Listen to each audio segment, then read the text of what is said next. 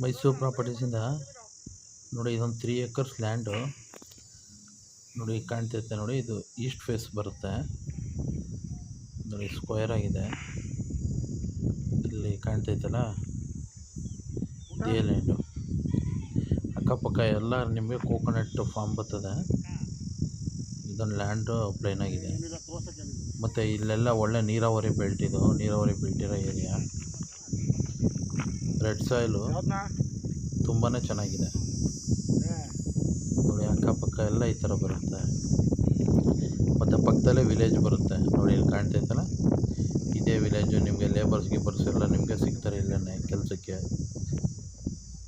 ತುಂಬಾ ಚೆನ್ನಾಗಿದೆ. Road facing ತುಂಬ ಚೆನ್ನಾಗಿದೆ.